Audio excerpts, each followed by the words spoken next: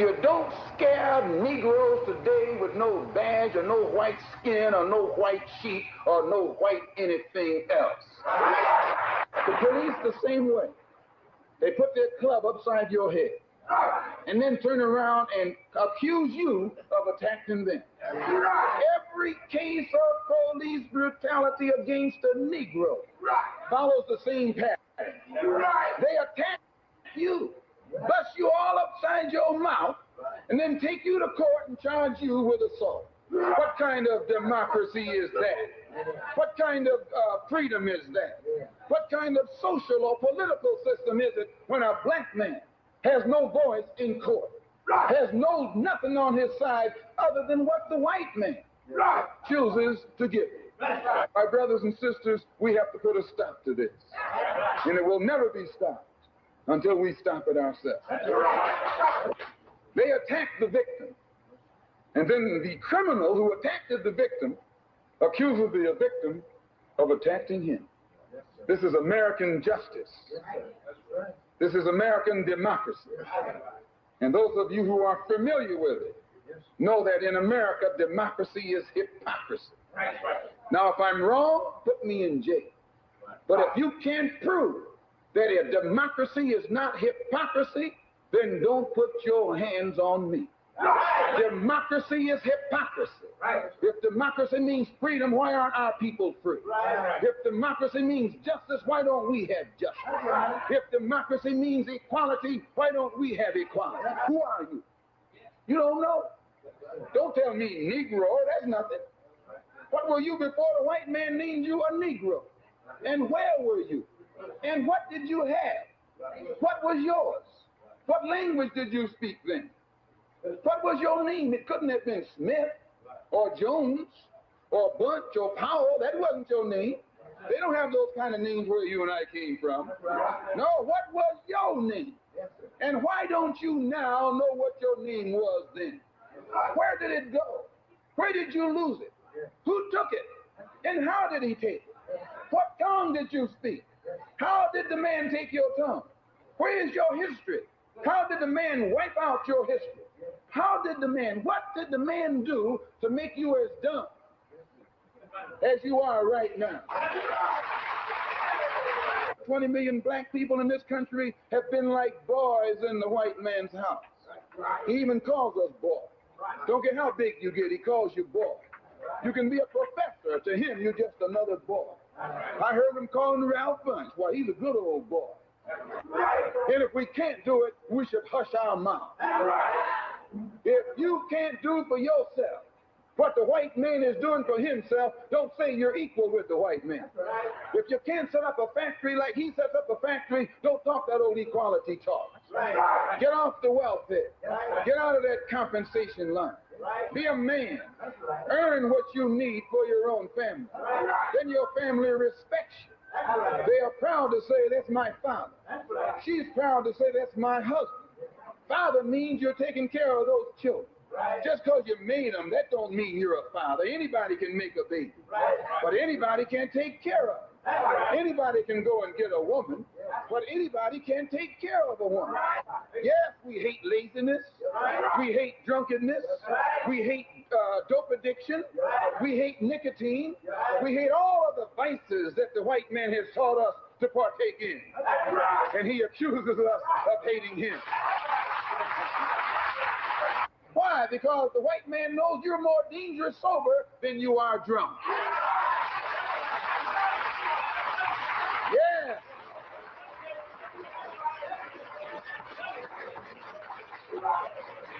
You are more dangerous sober than you are drunk. He's not worried about no dancing, singing, clowning Negro. He's worried about you when you stop dancing. When you stop singing, when you stop clowning and start thinking, then he gets worried. And you should keep him worried.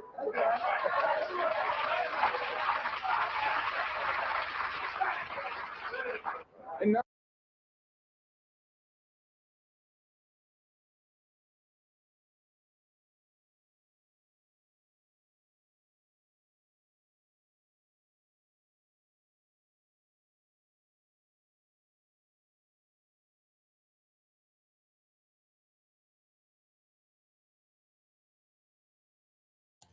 What is good, my people? We are live back again with another live broadcast on the forecast. Yo, what's going on, my brother Anthony? Yeah, definitely. He was going in on that one. Um, yeah, what's going on, man? I didn't mean to come on late, especially after, Matron had, her excellent reading, and then, Bakari had the elder brother come on with another great one. And it's something I wanted to say like yesterday, because I saw it yesterday, and you know, I didn't come on here, so I still wanted to come on here real quick. I guess I ain't gonna be long, um, because I know everybody tired. I guess but I do want to show you a couple things right now. Like I said, you may not even want to watch this one, but it's all good. I do think that there's certain stuff that we need to talk about though. But anyway, so check this out, right? We would talk about the water thing, but recently, they had a ruling on the Flint water crisis. Yeah, it was a great read by Matron. Today, Help Me Hank spent the day in Flint talking to folks just learning no one will face charges as the result of the Flint water crisis. It's coming after the Michigan Supreme Court ruling shut down basically any. All right, let me run that back. Well, I don't know if that's a surprise to anybody, but of course, yo, what's going on, Raw? Appreciate Raw in the building. But yeah, I just wanted to, run that back real quick, and just in case we ain't get the memo yet. Today, Help Me Hank spent the day in Flint talking to folks just learning no one will face charges as the result of the Flint water crisis. It's coming after the Michigan Supreme Court ruling shut down basically any legal road moving forward. Our consumer investigator, Hank Winchester, live tonight from Flint. What did you hear today, Hank? You talk to the people here in the city of Flint, you understand why they are angry. It's hard for many to believe after everything that happened, no one will be held legally responsible for poisoning the people of the city. For literally poisoning the people in the city. Not that that's anything new, though. That's the thing. Poisoning the people of the city. What do you think? When you learn that people are not going to be held legally responsible for what happened here, what do you think? Well, I have only one thing to say, I thought no one was above the law, but apparently I thought wrong. Carolyn is a lifelong resident of Flint. She's disappointed, angered that no one will likely face any criminal charges for the water crisis in her community, a crisis that deeply impacted her own life. I have lead in my system, 3%. And my doctor did a test and found it. And I've had some health problems. Do you drink the water now, even though they say they've changed a lot of the pipes? Do you trust it or no? I do not trust it. I don't drink it. Karen Weaver was mayor of Flint at the height of the crisis. You know what? I hate to tell you what I thought because No, tell me. it's okay. I mean, because I wasn't surprised. Yeah. And that's the bad part, is to not be surprised by what has happened. Yeah. Because we've There been you seeing go. it unfold, and every step of the way has turned out where no one's being held accountable for what happened. I know a lot of us get sick and stuff like that, especially at ages where we probably shouldn't. You know what I'm saying? And that's another thing about when you talk about being stocked up. When you go to the store, you get like an extra canned good or something, every time. But like a case of water, because like you can't live any days without water. You can go days without eating, but you got to drink water. And so, I wouldn't drink out the faucet here. You know what I'm saying? Because it's not just Flint. Let's be honest. But like I said, man, if I was you, I would get like an extra case of water. So. In the city of Flint. Yeah. And it's angering. Weaver says although some work has been done in the city to replace lead service lines, many in this community have lost faith. They no longer trust government. They no longer trust the water. And You know, it's a dangerous thing if black people ever lose faith, you know what I'm saying, and start, hey, like, you know what? I don't got no faith in this. I'm gonna just make it happen myself, you know. That's the most dangerous thing, when black people start be like, all right, forget the faith, forget the hope, you know what I'm saying? Let's just do what we do. Have lost faith. They no longer trust government. They no longer trust the water. And she says at this point, she doesn't blame them. When you see these kinds of things happen, you know, it makes you lose hope and it makes you lose trust. Yeah. While the legal case essentially has come to an end, there is a financial payout many are still waiting for here in this community. That money directly going to those impacted, and also working to establish programs to help those. You know, that's a dirty 4-letter word, you know. Hope. As long as you got hope, you're still hanging on to your delusion. She says at this point, she doesn't blame them. When you see these kinds of things happen, you know, it makes you lose hope and it makes you lose trust. Yeah. While the legal case essentially has come to an end, there is a financial payout many are still waiting for here in this community. That money directly going to those impacted, and also working to establish programs to help those that need it the most here in Flint. So, you know, obviously, you know, this is what they, now I get it, you know what I'm saying? Like, now, even if I was just showing this, like, you know, that's what it is on here. You know what I'm saying? Like, now people know to, you know, go buy, that's all I can tell you. You know what I'm saying? But at the same time, you know, this has been a issue for who knows how long, you know, because this might be the cleanest water we've ever had, like, when messing with them. You know what I'm saying? Except for when we have maybe wells and did our own kind of thing, and you know, when we did our own thing, you know. But like, it'd be difficult to be like, you know, you can't even say nothing about it unless you like solve a problem that's been here for probably centuries, and you like, yo, you haven't like solved it in a year or did like anything. Well, yeah, I mean, and you know, I don't have to do that, but at the same time, like, let's be real, you know what I'm saying? It's not gonna be like some overnight stuff, you know what I mean? Like, obviously, there ain't no way I can restructure a sewer system, you know. But anyway, this is a whole nother place, like Flint, you know what I'm saying?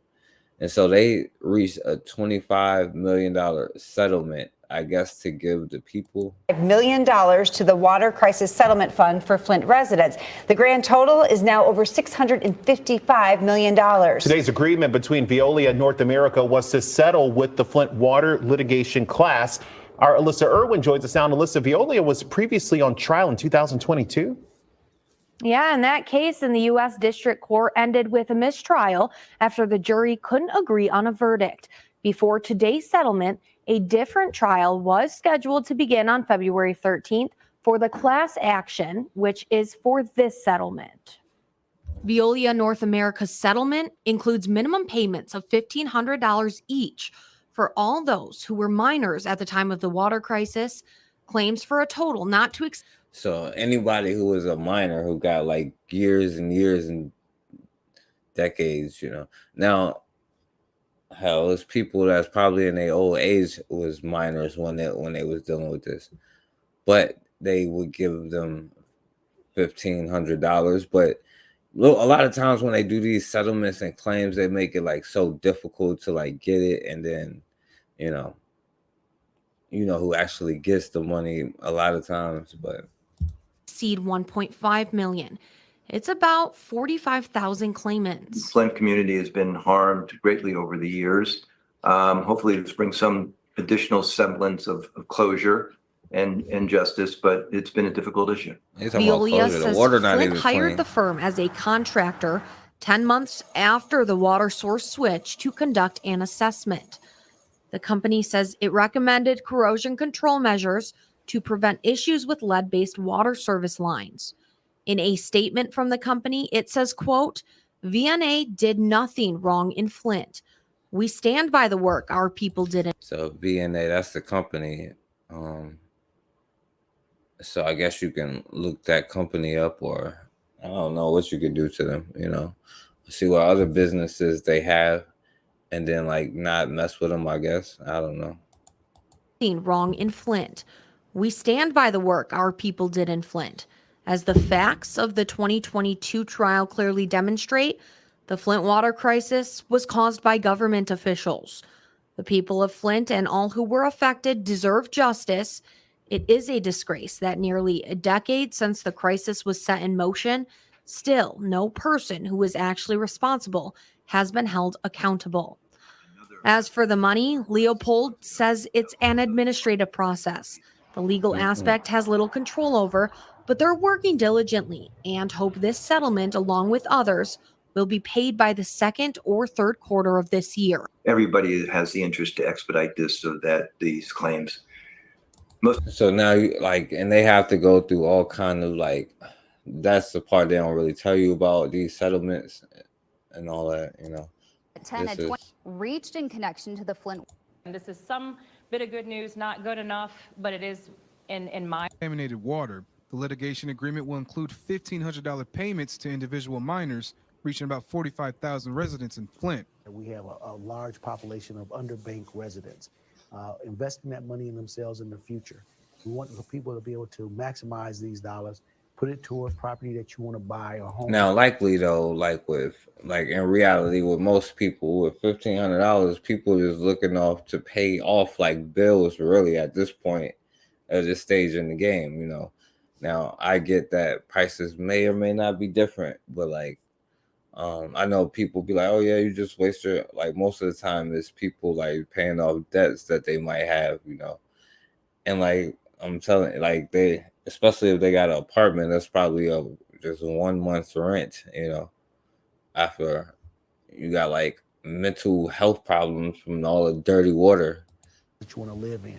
Veolia North America being partially held responsible for the water crisis, maintaining its innocence, claiming government officials are responsible for the lead contamination. The company, hired as a consultant, arguing it made good recommendations about solutions but were ignored by government officials at the time. Something one Flint mother says just isn't a good enough excuse. Today is day number 3,569 in the ongoing Flint water crisis. We're up on a decade here, and 25 million sure sounds like a lot. And it is a lot from a company that still claims that they're innocent. The lead contaminated water is blamed for causing learning disabilities in many children and other medical problems, which is why Melissa Mays. Right, and listen to that, learning disabilities and many children. Guess which children when they say these things? Water is blamed for causing learning disabilities in many children and other medical problems, which is why Melissa Mays feels more needs to be done. What price tag would you put on your brains, your kids' futures, the people that we've lost? There's no amount. Is it enough? Not by far. Mayor Sheldon Neely says the latest settlement is still only a portion of the large collective pot of $655 million of what could be owed and distributed to residents. We're moving toward the completion of the litigation, but dollars and cents are still going to. You know, it still ain't even got the clean water yet. I don't know what they're talking about though.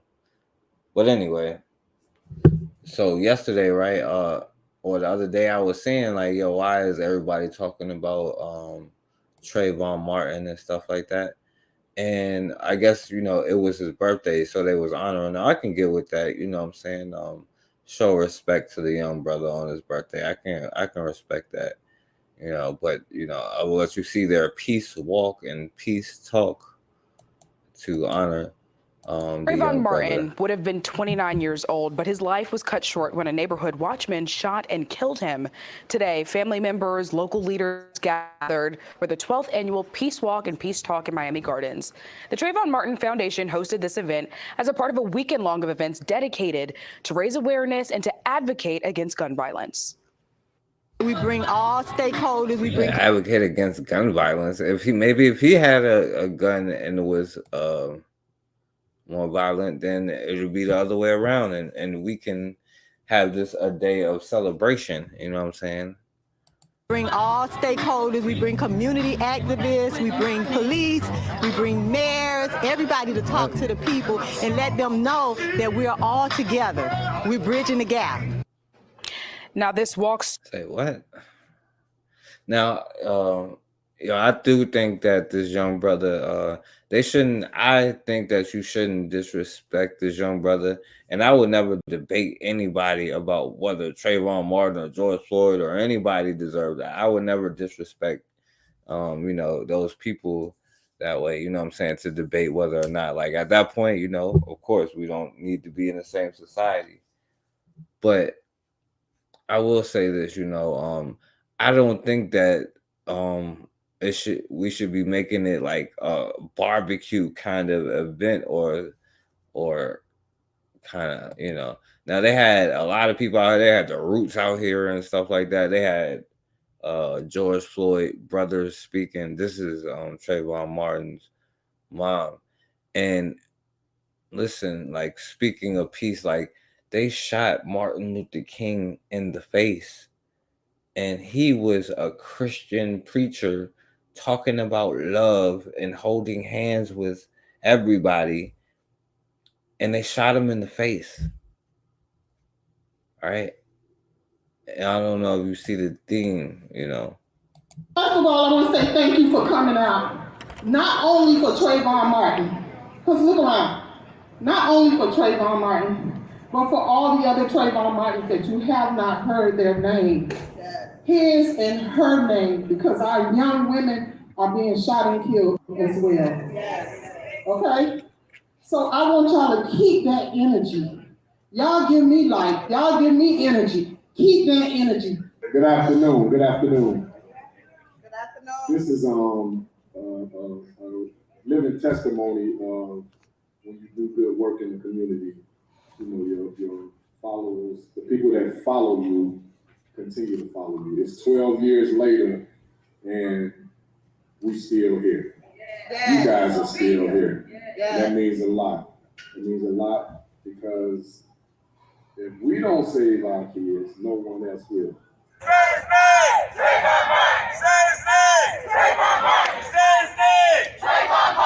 Look, all I can tell you is if they get me, right, I want y'all to do some stuff annually, but at least make it like that riverboat brawl at the very least, you know what I'm saying? Or do something like that, go pick a fight, do something, you know what I'm saying? If they ever get me, that's how I want you to honor me annually, like forget the peace walks and all of that, But unfortunately, seeing like that kind of stuff, I can see why people feel like, because this is how Black people are able to be enslaved constantly to this day.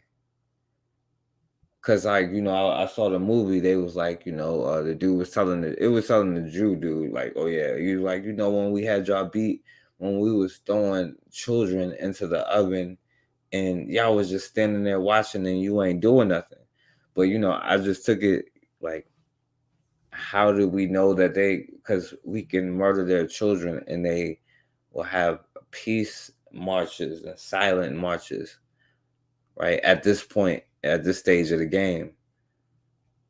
And, I'm just saying, man, I hope it don't turn into like some kind of like event to where it's like, oh yeah, well, we, sing and dance and stuff like that. And if they get me, look, just let it be start a riverboat brawl, you know what I'm saying? All right. Anyway, let me see.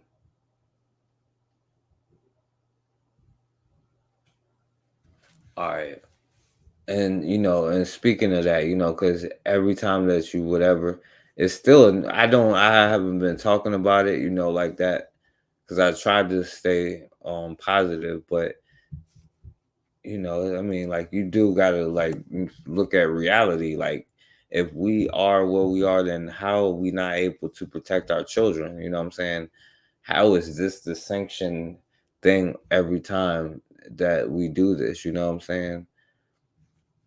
And that's all I'm like, I don't know. But check this out, man. This young brother, you know, just got shot by the police. And listen to how they put it on the news, you know. The family of the man killed in a Columbia police shooting on Friday is now doing their own investigation into their son's death. We learned today that 22-year-old Marquise Rivera was the man that died in the shooting at the Landing Apartments in South Columbia. ABC 17's Hannah Falcon joins us live after speaking with the family. And Hannah, you got a hold of a letter the family wrote to city leadership. This is the letter that Marquise Rivera's family wrote to Columbia Mayor Barbara Buffalo, asking to see body cam footage, hear the 911 recordings, and see the police report from the last moments of their son's life. I spoke to that family today about why they're looking further into this. And they couldn't help him. They didn't help him. They could have. The family of Marquise Rivera is mourning his death after a Friday police shooting in Columbia. He was the sweetest person you ever met. So he'll help anybody. He'll give you the shirt off his back if you needed it. Columbia police say they were called to the Landing Apartments 2 times on Friday for a reportedly suicidal man. When officers arrived the second time, Rivera allegedly had a gun and shot first in the air, then at officers. Now listen to that. You know, you heard what they said on the news. Or I shouldn't have cut her off. And shot first in the air, then at officers, according to Columbia police. More According to Columbia police. All right, that's what they say happened. Then at officers, according to Columbia police. More than one officer returned fire and Rivera died. Look, I'm not blaming anybody for anything that happened to my son. But I just want to see it how they say that it happened. Missouri State Highway Patrol tells me the investigation could take months. But Rivera's mother and father want to see the body cam footage showing his last moments. They've hired a lawyer to conduct an independent investigation. We have not seen the video. We have not heard the audio tapes. The letter that the family put together is their plea to the mayor and the city leadership to at least see the last moments of their son's life. The police did confirm on Friday that it was. Now, like, the reason why I used to do those videos all the time is not only we should be knowing our brothers and sisters that go down, like, you know, doing this war that we're in, you know. Okay, so, you know, our brothers and sisters slain by the police brutality, if that's what you want to call it. You know what I'm saying? But if we not even willing to put aside our tribal differences to stop, like, our children from getting, like, smoked, I don't know what it's going to take. And not only that, just the tactics that they use. And so I still be, like, astonished if we think that we're going to use their laws or trust them to say anything. Like, name me one treaty that they have ever kept, like, even with themselves. And to still talk about, you know, justice the way that we do, it's just, you know, crazy. So, like, it's multiple reasons, you know what I'm saying, why it's important. Because you know how many young brothers and sisters, since I stopped doing it, is not here on some straight bogus stuff, you know what I'm saying? And I don't even show it most of the time, you know. And, you know, I don't know. But anyway, you know, they was like, it could take months to litigate. So it's been months now. All right. So, of course, you can see I'm not going to click on none of them. Say that the prosecutor will not press charges against the officer. You know, now this is, I think, his cousin or whatever. This is Janae Moncrief. This is my cousin Marquise Rivera.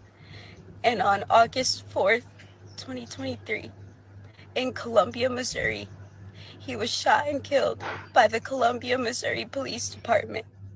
He was only 22 years old, and he was calling the Columbia, Missouri Police Department for help.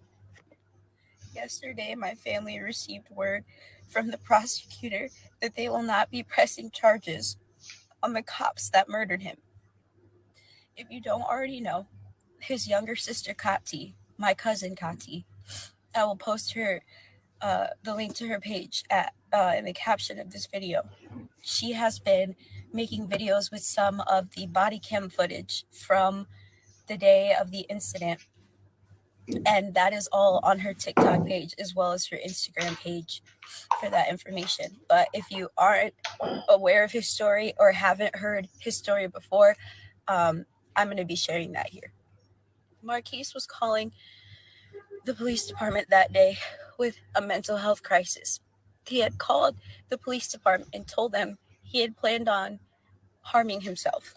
Now, see, they left that whole part out where, you know, he actually called the police. Well, this is another issue. Like, how do you solve that? Well, you work together as a community and pay the brothers that you could call, you know what I'm saying? Which is not very hard because we've done it actually more times than not in this situation currently in what they call like America, you know what I'm saying? And yeah, we have done that multiple times before. So I mean, so yeah, it's a simple fix, but they left out the whole point of him, like he called the police, which is like dangerous. But the brother was having you know, mental issues and called the police, you know, talking about, you know, he wanted to kill himself, you know. And they sent the police over to his apartment where he was staying, and he was staying in an off-campus apartment near the... And you know how sick they are? They have a terminology called suicide by cop, meaning when they kill you, it's suicide. You committed suicide. It's crazy. University that's there. 2 officers arrived on the scene. There were no paramedics at all. It was just the officers that arrived on the scene. 1 police officer did all of the talking and all of the interacting with Marquise, and the other police officers stayed completely silent throughout the entire 24-minute interaction of the first time that they were called to his apartment that day. My family has the body cam footage and we have watched it all. Marquise is sitting in a lawn chair, no shirt on, red shorts, slides, minding his business, and the officer approaches him and asks him if he was Marquise and if he had any intention of harming himself, if he was having any bad thoughts. Marquise told the officer that he was having bad thoughts and that he did have an intention to hurt himself. The officer then proceeded to ask him, well, what are you going to do when we leave from here? What's your plan? How are you going to do this to yourself? Marquise, being how he is, wasn't going to just give that information to the police officer, so he just stayed silent and did not respond to them when they asked him questions like that. But every single time of the 3 times the officer asked him if he had an intent to harm himself or someone else, he did say yes. During this conversation, he was unable to get Marquise's last name and asked Marquise if he was depressed, if he was suicidal. Right, so I ain't gonna play like the whole video because it's kind of long, but also, you know, this is his sister and she had like be releasing some of the footage. Hey guys, I just wanted to come on here and just thank all of y'all for all. Thank you guys so much for all the support. Also, a lot of you guys are in the comments telling me to sue for negligence, and that was the whole plan. We are planning on suing for negligence. We have a GoFundMe in my bio if you guys wanted to donate or even just share. I also wanted to address some of the comments on the video. And a lot of people are saying, well, he shot at the police, that you have the right to shoot back. And I'm not arguing with that at all. That was not the point of the video. The point is they claim that Marquise did shoot at them. The videos we have, like I said, we have the body cam footage from the initial incident and from the second incident. And in the second video, we do not see Marquise raising his gun and shooting at officers. And that's basically why the prosecutor decided not to charge the officers, because they said that he shot at them. Like I said, from the videos that we have, we do not see that. So I don't know if the prosecutor's office or the police have other evidence or another video that shows this happening, but we do not see it on the video. I wouldn't come on social media and just make stuff up and just lie. But the whole point of the video was to show the officers' neglect. That is the whole point of the video. The fact that it had to get to the point of another phone call being made and Right. So like this is where they already saying what they already knew what was up, you know. I'm gonna see about getting him to the hospital so he can talk with someone about this. All right, so yeah, y'all can see that, you know, I ain't even gonna talk about this. All right, so let me do this so I could get up out of here. I was tripping off this dude. This dude here is a black personal trainer. He's intimidated by this white girl. Okay, so look, right? What are we leaving for? We've been actually leaving for what reason? I asked you to see your ID. Okay, so now again, hold on. Okay, so at the end of the day, right? When you say something is policy, right? That means it's supposed to be followed by everybody that works here, right? And it's now, hold on. I'm asking you a question. I'm not arguing with you. It's not an argument. It's not an argument. I'm asking you a question. I will call the police. Call the police for what? You need for to what leave reason? now. For what reason? You need to For leave what now. reason? Yeah, call the police. I don't mind. No, you call them. Your phone's right there. Your phone's right there. Your phone's right there. For what? You're not a member. For, she's a member and she has guest services. I'm here as a guest. No, hold on, no. Your employees. No. I'm not. We're not arguing. It's not an argument. Hold on. Can you listen to me real quick? No, I'm done listening. You need to leave. Okay, who's your manager? I am the manager. Who is your manager? Let me go grab my manager. We'll go with you. Come on, let's go. Excellent. Let's go. You're not going to intimidate. I'm not intimidating. I'm not intimidating. Listen, my camera been rolling this whole time, excellent. so ain't nobody intimidated you. Let's go. I asked to see No. And I asked you about your policy. It's like black man's greatest kryptonite or something, you know. I don't know. Being disrespected in a sense, and then you want to throw. Please don't look at me like that. Cut it out, because you're looking real aggressive. Your arms are crossed, and you're in a manner that is making me very uncomfortable. So now, I just need everyone to just calm down. no, I'm calm, but I was threatened with the police. She called the police, and I did absolutely nothing wrong. I asked her a question. Then she goes on to say, "You're not going to intimidate me." I've been recording this conversation ever since it started. I never once got intimidated to her, aggressive or nothing. I'm very calm. I do want to apologize because I actually All right, so you know she started. actually spoke to the both of you. They got on code, but you know, listen, like yo, we get so like hyper emotional, bro. Like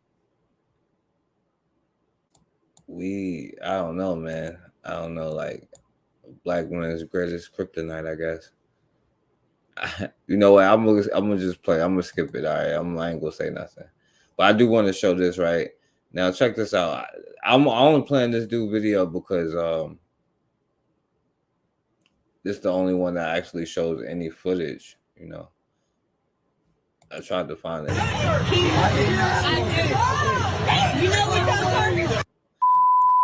Now these grown white dudes here and this white chick attacked this black teenager, and so this is the video. You see the dude face is lumped up. These old white dudes messing with these young brothers, and so these brothers, you know, went over there and hemmed them up. You know.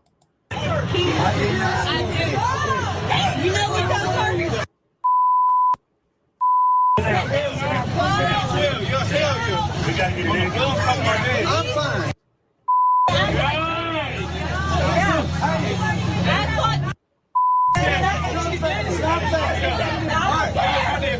They would act like. Oh, baby, I ain't need it. Video me, baby. I'm not. Video me. You don't want me? Hey, do you see me walking around like this? What is you in me for? Because I'm black? Now hold on, look at this dude's face though. Now this old dude messing with these young brothers, and they sit there and call, and so he lumped them up, you know. And then somebody came over there and like stabbed one of the young brothers, Damn, this is the wrong New one. tonight, a third person has now been arrested in connection to the fight at a Conway entertainment complex over the weekend. Thank you for joining us. I'm Rolly Hoyt. And I'm Faith Woodard. This third arrest from the violence outside Mally's Entertainment comes as city leaders hear the concerns from people at tonight's city council meeting. THV 11's Ashley Godwin. Individuals like them to. 11's Ashley Godwin was there and joins us with the latest details. We know these individuals are not from Conway, and we want individuals like them to stay out of Conway. We're going to try to continue to stand and make this the greatest city in the state of Arkansas like it has been for years. It was standing Yo, we might be doomed, y'all. room only as people listen to how the city is responding to the violence at Mally's. While no city leaders spoke, the chief of police gave new details in the investigation. We didn't hear about till later, either in the evening or the next morning, about a stabbing that had taken place. One of those that was injured was at the meeting with his parents. A pastor close to the family spoke for them. And I need you to see this gentleman right here. Take a look at this gentleman. Police say when they arrived, there was 20 to 30 people in a fight in the Mally's parking lot. When officers arrived, they noticed Kelly Kennedy was intoxicated. She began to scream at the officer and yell obscenities and racial slurs at a group of African Americans standing behind the officer. She was taken into custody and charged with public intoxication and disorderly conduct. Another person involved in the incident, Chucky Don Hartwick, was charged with 5 felony counts. 4 of those were aggravated assault and 1 was second-degree battery. Michael Kennedy turned himself in during the Conway City Council meeting and is charged with 2 counts aggravated assault. The chief says more charges could be added and there could be more arrests. Incidents like this are taken very seriously by the Conway Police Department. In Conway, Ashley Godwin, THV. Yeah, damn, I suppose I'm not even the right one, but might have been this one. I don't know. I guess it's saying the same thing though. But yeah, man, y'all get the point, man. See, like these, they tried to run out, and these young brothers was not having it, so they lumped them up, But in return, what I'm saying, they tried to stab them and like hit them with pipes and stuff like that. That's why, like, it's okay to teach your children to defend themselves, but also to be aware and to be prepared for anything that they might do.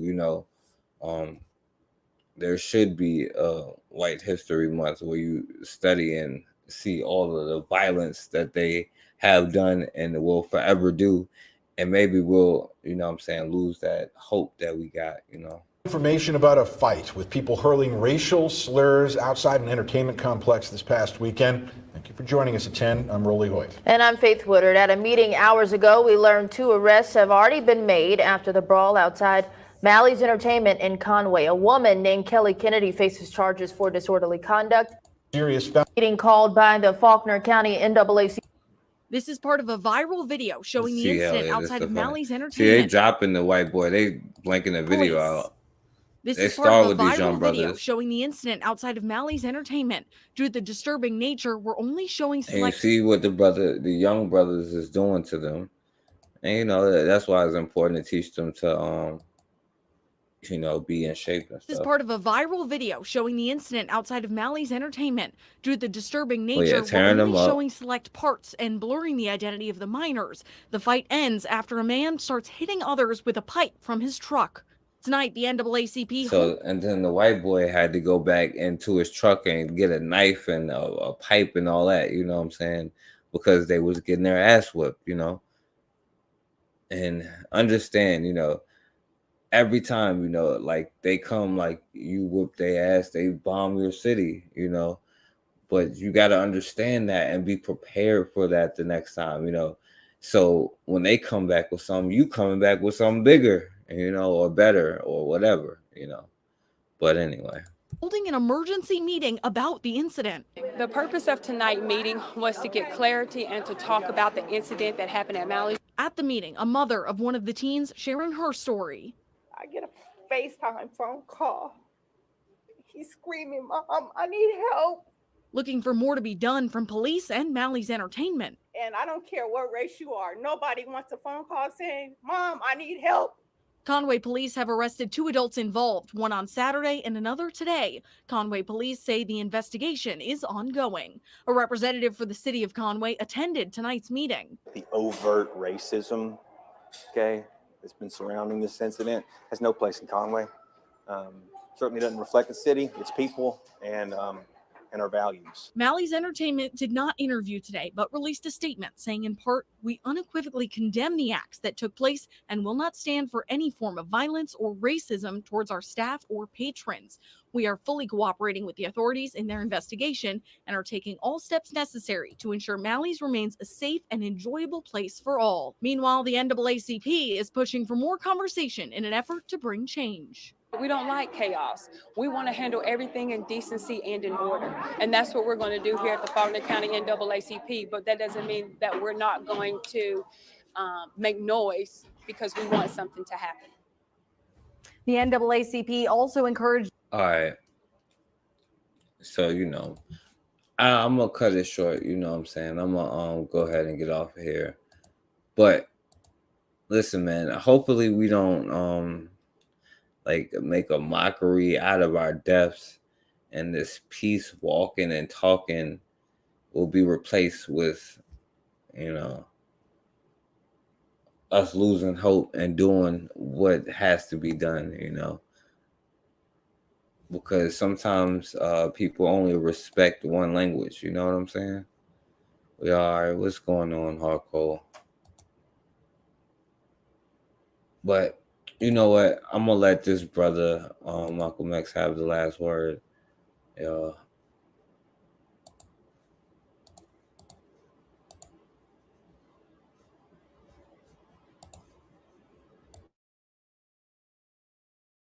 You are more dangerous sober than you are drunk. He's not worrying about no dancing, singing, clowning Negro. He's worried about you when you stop dancing, when you stop singing, when you stop clowning and start thinking. Then he gets worried. And you should keep him worried.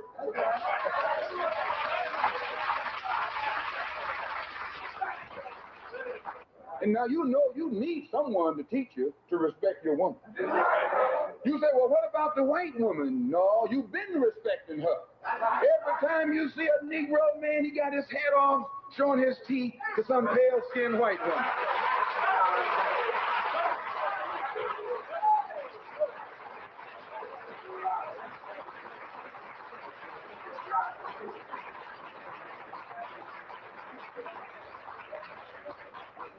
And the mistake that you and I have made is leaving our women unprotected. Anybody can get to her. Anybody can abuse her. Any old white man can come and pat a black woman. Can he not? And we are teaching the white man keep his hands and his eyes off our women. What makes the so-called Negro unable to stand on his own 2 feet? He has no self-confidence. He has no proud confidence in his own race, because the white man destroyed your and my past, destroyed our knowledge of our culture. And by having destroyed it, now we don't know we have any achievements, any accomplishments. And as long as you can be convinced that you never did anything, you can never do anything. This is why the white man, his little children, he tells them about George Washington, Abraham Lincoln, all these white heroes. But we are never taught about any black heroes. Only someone we're shown in history is my grandfather was picking cotton. Cotton picking don't move me. No. But when it comes to teaching the black people something about great black men who stood their ground, who were scientists, who were civilizers, who were fathers of culture and civilization, the white man has shrewdly written that role out of the textbook. And today, the effect that it has on you and me, we don't think we can stand on our own 2 feet. We wake up, we clean up, and we stand up. And once we can stand up like a man on our own feet, we stop begging the white man. And we stop apologizing to the white man. We stop compromising with the white man. Then the world will look at us with recognition and respect. But as long as you're running around here wearing the white man's name, bragging about you one of the Jones, or one of the Browns, or one of the Smiths, or as long as you're running around here bragging about your part in this so-called American democracy, then you will always be looked down upon as a chump by the white man. You never will be given recognition nor respect. Your problem will continue to go unsolved, and we'll still be in the same rut or ditch 1,000 years from now that we're in right now. Damn, man, we already like 60 or 70 in, so we only got 920 years to go. That's if we get it. So then it'll be another 1,000 years after that. But as long as we got hope, right? Yeah, Rob. We don't wise up and rise up, we'll be done. And unfortunately, we are so done right now that some of us don't even know that we're done. So that's how done we are. But as long as there's hope, y'all will be all right, I guess. But maybe when it ain't no hope, you'll make it all right. You know what I'm saying? But anyway, shouts out to Raw in the building. Shouts out to Hardcore. Shouts out to Anthony in the building. Shouts out to Bakari in his live with the elder brother. Shouts out to Matron and her reading. Y'all subscribe to Matron. Go check her out. And her reading of Carlos Cooks. She does a great job. Shouts out to Erica Howard. Shouts out to Cassidra, Realm in the Bush. Y'all support her. Shouts out to everybody, man. I appreciate all of y'all, you know. If I forget, then my bad, you know. But anyway, as always, man, we have got to start standing for something, or we're going to keep falling for anything.